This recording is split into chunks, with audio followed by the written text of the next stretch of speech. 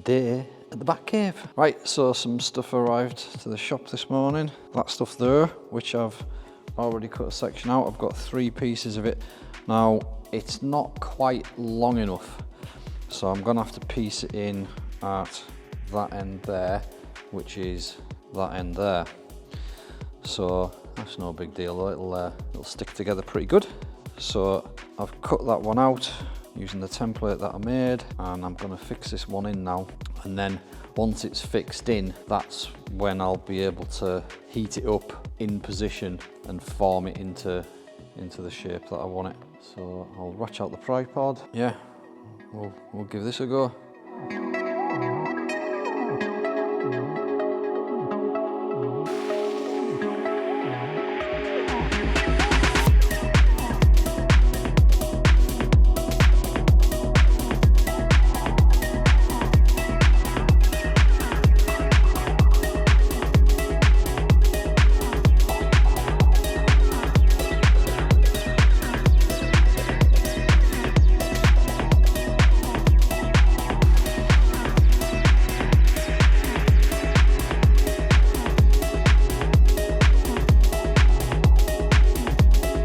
You're not going to believe what's just happened. Something actually went right all by itself. That section there, the front, ran some heat into there, and it was sitting on this edge. And as I heated it, it just moved into place by itself. You maybe wouldn't have seen it on camera anyway, but I was like, damn, I wish I was recording that. Yeah, that worked really well. And if I'd heated that before I'd got my bonnet caught on there, I wouldn't have that smashed bit and I wouldn't have to do a repair.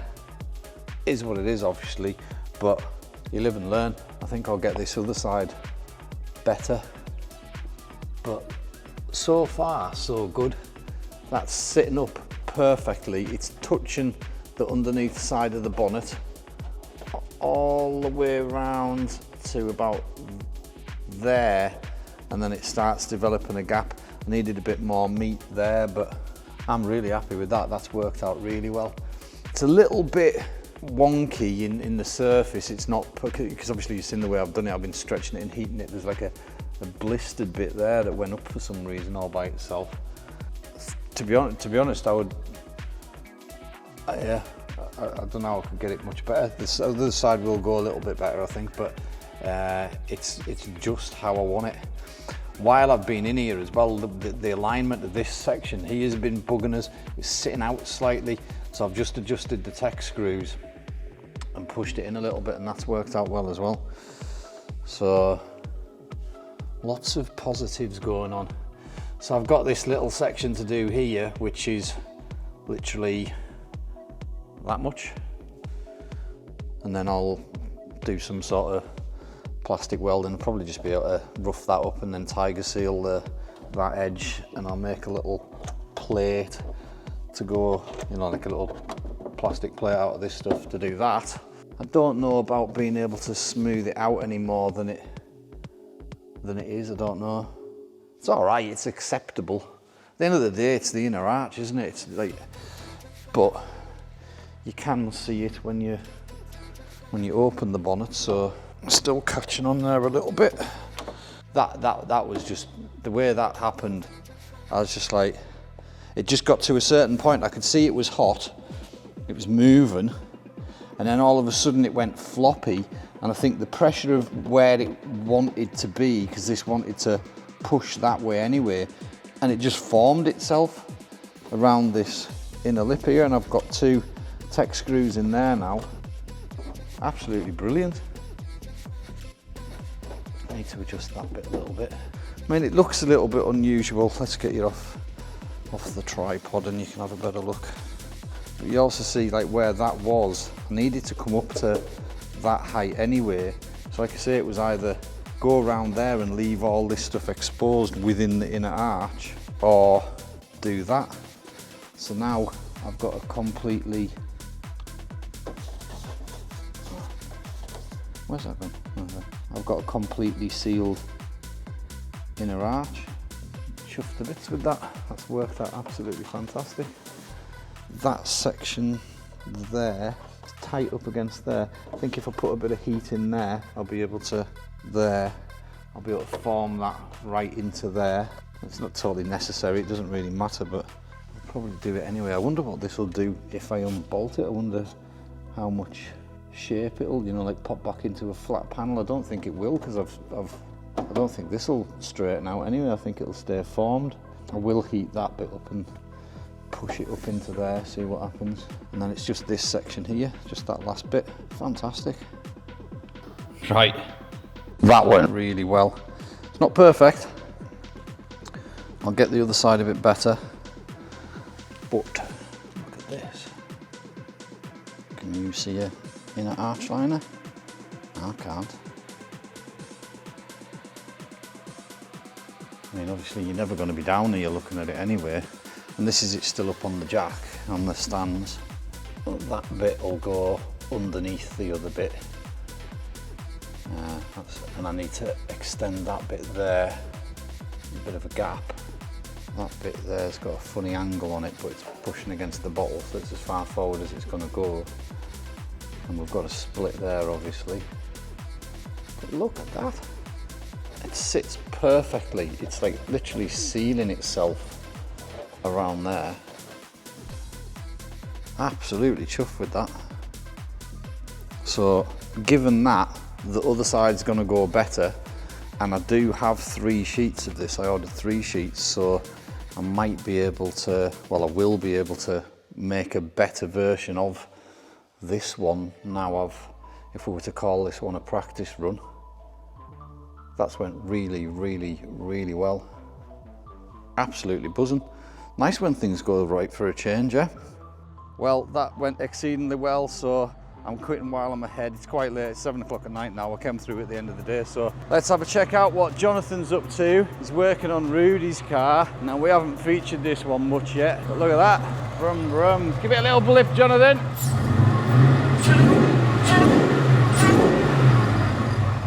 Where's he at? Oh, he's down there. You want me to go around the back? All right, so we are now sequential again on this. Right, so this one's got a clutch. Right, lift the clutch. It's twitching, it's just twitching. Yeah, there you go. Knock your handbrake off. Is it not got a, let's go, I'll go around and have a look. Yeah, the other one's going. Right, lift the clutch. It tells you how much you've lifted the clutch. Look at him, clever bastard. Yeah, so the wheel's not turning at 80% slip. There you go. Just to give it a bit of resistance, yeah. Right, go on, explain that. So it's an electronic clutch, basically a throttle pedal turned into a clutch. Right. So I can press it. Right. It's a Cougar throttle pedal, I think. So I've wired it to the TCU and calibrated that to a movement of the pressure solenoid and the B solenoid. Right. So the B solenoid controls a big clutch in the box. Yeah. So when you so this hasn't took you long to do at all. Once everything's been developed on Fabio's. Well, on Fabio's we've got it so when you put it in at first, you have to start to press the throttle before it'll take up. Yeah. And this is a similar thing, but it's instead of using throttle, it's using the clutch only. So it's proper clutch control instead of sort of semi-automatic set off. Because what was happening with Fabio's was when you put it into gear, it would kind of want to go. Yeah. So I did it so that it wouldn't do that. It would just sit there until yeah. Because it nearly ran me over when that was early on. It was early on. Yeah, when you hadn't done that bit, but you had to do that bit. That was basically to stop it killing people. Pushing through the brakes. Yeah. Well, pushing through the tyres actually, because the tyres were just sliding along the floor. So now, yeah. So Fabio's has ended up with the sequential, but no clutch. Yeah. And now we've got a step further forward with the sequential with a clutch. With a clutch. Yeah. And this has only been not very long, like really not very long since you started working on the, like doing this part of this job. Yeah.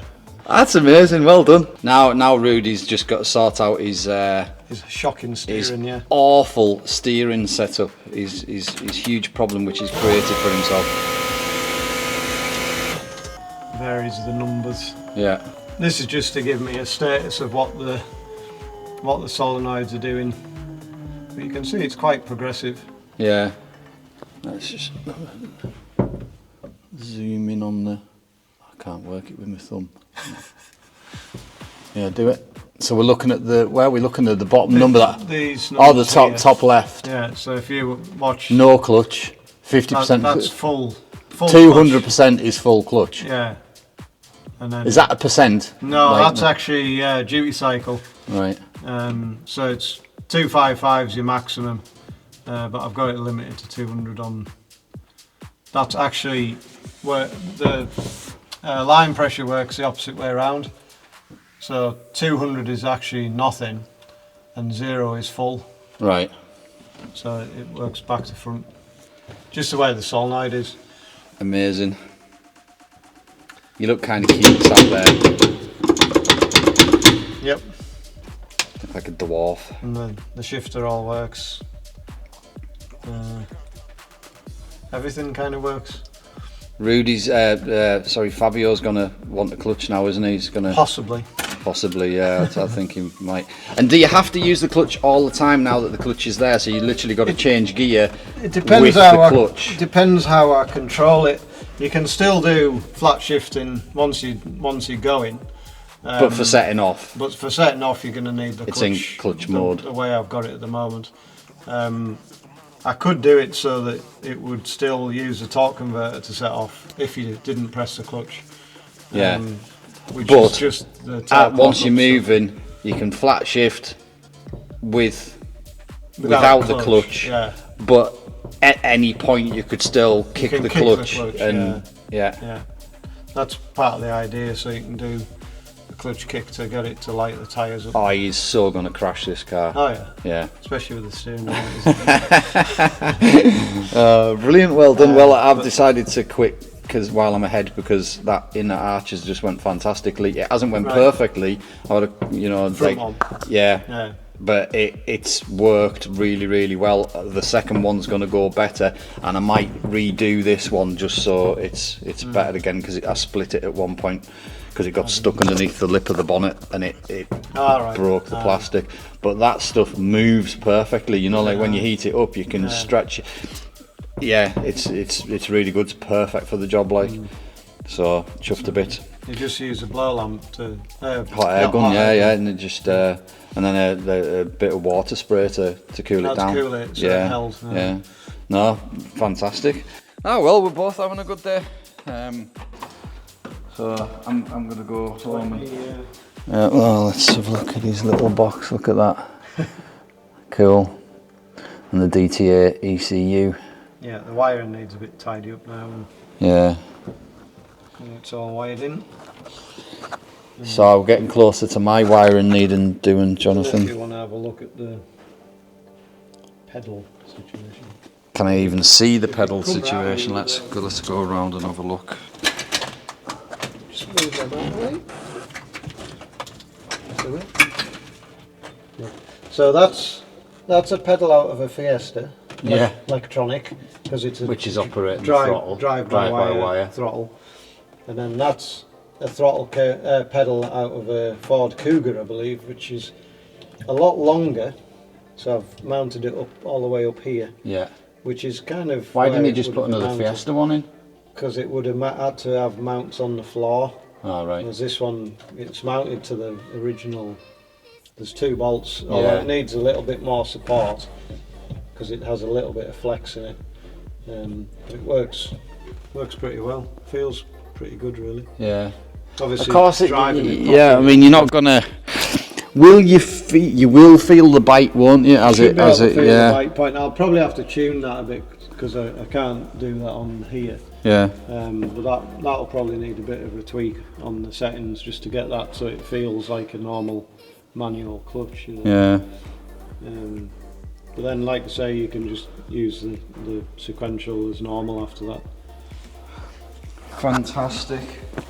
So just so we know what's going on in here, we've got a BMW V8. What size is it? 4.6, I think. 4.6. I might be big. With a supercharger on. Yeah, it's a Jaguar Land Rover supercharger. Sounds epic, this thing. It revs like, yeah, like a crosser almost, the way it, boom, Quick, like yeah. really, Might really be a little bit responsive. slow now. It's got the torque converter full of oil and all the rest of it, but still quite responsive. Yeah, once the supercharger starts whining, it will. Yeah, it was making a little bit of a noise, but obviously you weren't revving it. I wasn't revving it hard. No, it's not like fully warm now. Really. What's this big old wire doing? It looks like a little bit. That needs repositioned. Rerouted or removed, because it's right beside that exhaust manifold, isn't it? Or it needs some heat protection around it. You know.